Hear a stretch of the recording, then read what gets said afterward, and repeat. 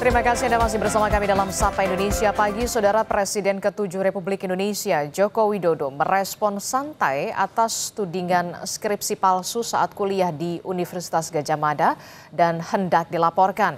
Jokowi menyatakan siap melayani laporan itu.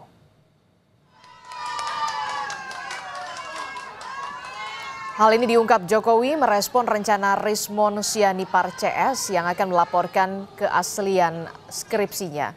Jokowi mempersilahkan jika ada pihak yang mau melaporkan keaslian ijazah, skripsi hingga sertifikat rumahnya. Ia memastikan akan meladeni laporan tersebut dengan baik.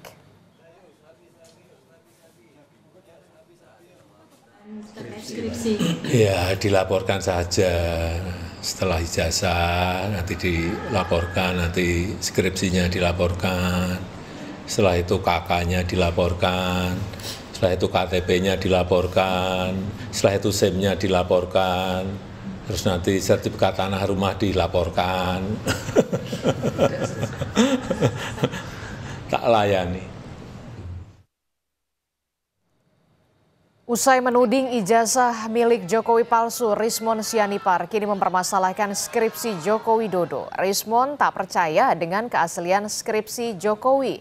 Di akun X pribadinya @sianiparrismon, Rismon Sianipar CS bahkan berencana melaporkan dugaan skripsi palsu milik Joko Widodo ke Barreskrim Polri.